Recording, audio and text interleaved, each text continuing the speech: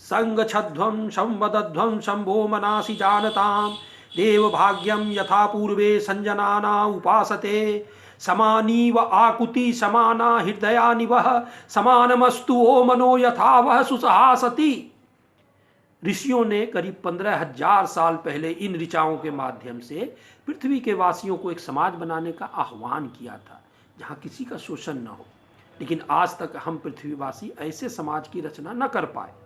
Navyug channel के माध्यम से ऐसे ही समाज की रचना के लिए मैं आशा की गीत लाया हूँ। हमारे गुरु श्री श्री आनंद मूर्ति जी द्वारा बताए गए सिद्धांतों के आधार पर ज्वलंत मुद्दों पर मैं अपनी बात रखूंगा ताकि हम अपने ऋषियों के द्वारा कल्पना किए गए समाज की। आज का विषय है दीक्षा का दूसरा भाग। पिछली चर्चा में हम लोगों ने देखा कि पाश्चात्य परंपरा में दीक्षा के करीब जो प्रतिशब्द आता है वो है अभिषेक।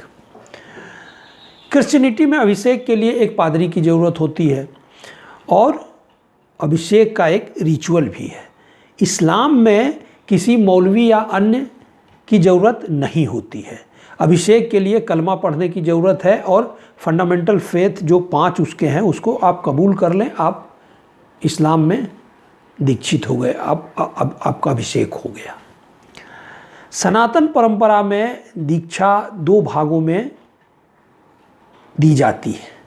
पहली है वैदिकी दीक्षा और दूसरी है तांत्रिकी दीक्षा। वैदिकी दीक्षा की चर्चा हम लोगों ने विस्तृत की है पहले भाग में, जहाँ परमेश्वर से परमानंद के रास्ते चलने के लिए रास्ता दिखाने को प्रार्थना की जाती है। ओम भूर्भुवः स्वः तत्सवितुर्वरेण्यं भर्गो देवस्य धीमहि धियो यो न प्रचोदयात्।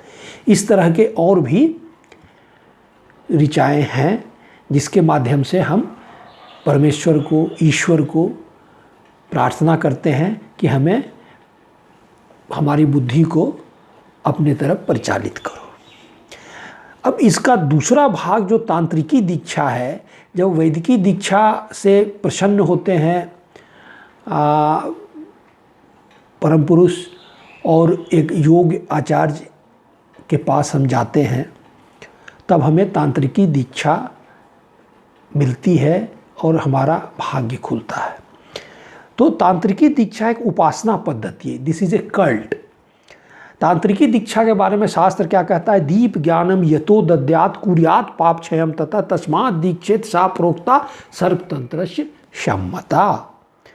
अब दीक्षा इसी श्लोक से बना है। दीप ज्ञानम का प्रथम अक्ष दी और कुर्यात् पाप क्षयम से अक्ष लेकर दी प्लस छ दीक्ष और स्त्रीलिंग इसका दीक्षा हो जाता है। तो ये तांत्रिकी दीक्षा का श्लोक हुआ और दीक्षा इसी से निकला है। तांत्रिकी दीक्षा 3 भागों में विभक्त है: दीपनी, मंत्राघात और मंत्र चैतन्य। इस दीक्षा में मंत्र का विशेष महत्व है। जब ईश्वर की कृपा होती है, मनुष्य योग्य आचार्य के पास जाता है तो आचार्य उसका संस्कार देख के उचित मंत्र उसको देते हैं। अब ये उचित मंत्र क्या है? क्या हर आदमी के लिए एक ही मंत्र होगा? अब आप जो रास्ता है आपके भगवान की तरफ जाने का, उसमें आप रास्ते में कितने दूर तक गए हुए हैं उस पर डिपेंड करता है।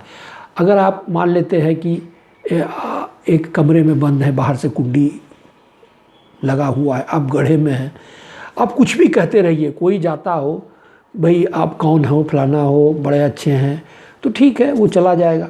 आपका मंत्र जो उस रूम से निकलने का होगा वो होगा कि हमारी कुंडी को खोलो। गड्ढे में है तो उसका रहेगा कि गड्ढा से हमें निकालो। जब तक ये मंत्र आपको नहीं मिलेगा आप गड्ढे से नहीं निकल सकते और आगे नहीं बढ़ सकते।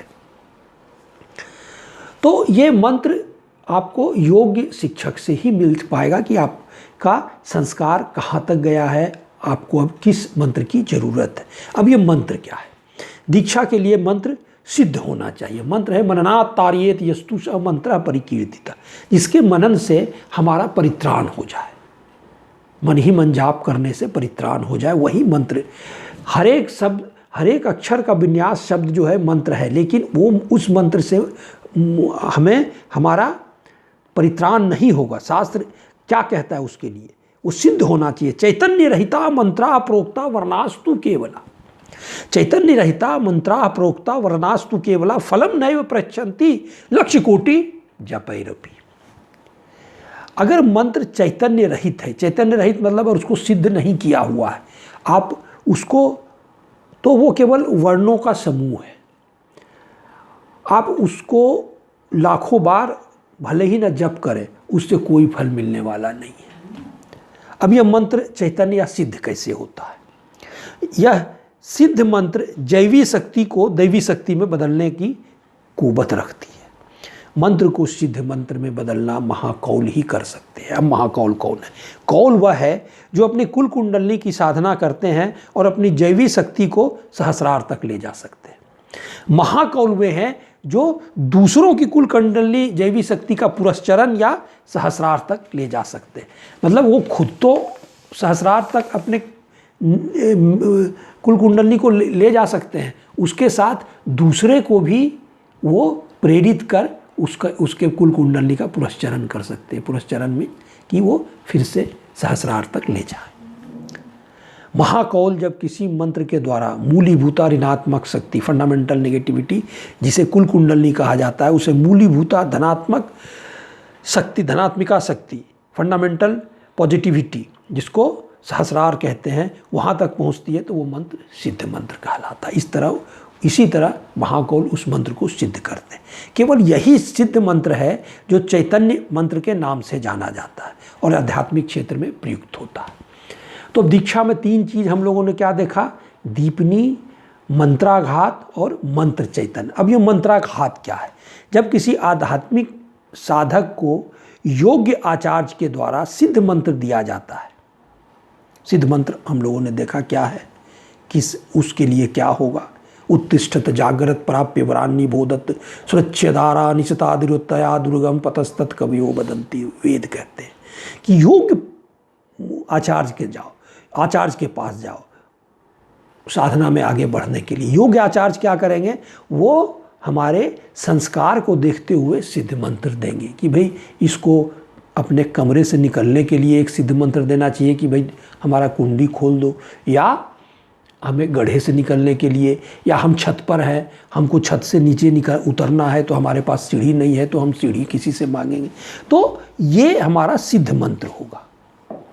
तो जब उस सिद्ध मंत्र का प्रभाव उसके कुल कुंडली या सुषुप्ता दैवी शक्ति पर पड़ता है, जब भी योग्य आचार्य किसी को सिद्ध मंत्र देते हैं दीक्षा के वक्त, तो कुल कुंडली पर आघात पड़ता है। इस प्रभाव या आघात से, चोट पड़ने से वो जग जाती है।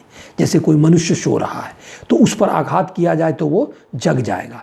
जो कुल कुंडली जगती है उसका भाग्य जग जाता है, अब वो चलने को तैयार होता है। अब मंत्र का दूसरा भाग मंत्र चैतन्य है। मंत्राघात के बाद क्या होता है? मंत्र चैतन्य उससे संबद्ध हो जाता है, जिसे दीपनी कहते हैं। उससे वो एनर्जी पाता है और तब वो ऊपर की ओर चलता है। दीपनी मने है आध्यात्मिक मसाल।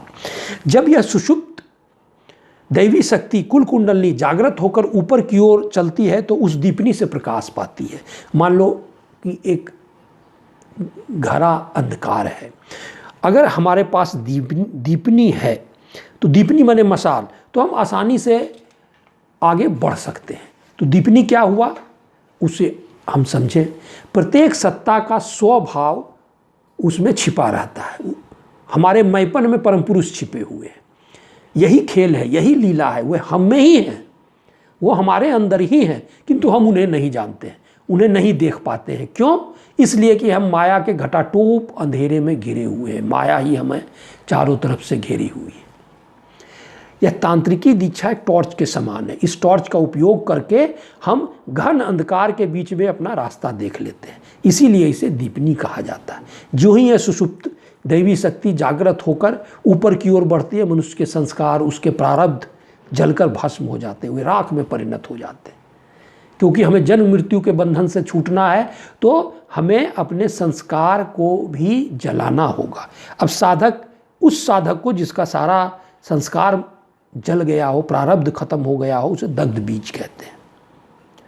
अब आपने दीक्षा ली तो वो कैसे पता चलता है कि वो दीक्षा में सही मंत्र हमें मिला है। साधक को जिस वक्त तांत्रिकी दीक्षा दी मिलती है वो उस समय जिस संस्कार प्रारब्ध का भोग कर रहा है, वो जिस परिस्थिति में रहता है, चाहे वो सुख का हो या दुख को, उसमें यदि द्रुति आती है, क्योंकि जो दीक्षा हुई वो प्रारब्ध भोग को और द्रुति लाता है। अब दुख में है तो दुख बढ़ा देगा, सुख में है तो सुख बढ़ा देगा, ताकि आपका ये जो सारा संस्कार है वो जल्द से जल्द, और योग्य गुरु चाहेंगे कि आपके इसी शरीर में आपका सारा भोग हो जाए, ताकि आपको फिर से दूसरा शरीर लेना नहीं पड़े इस मर्त्य लोक में आने के लिए।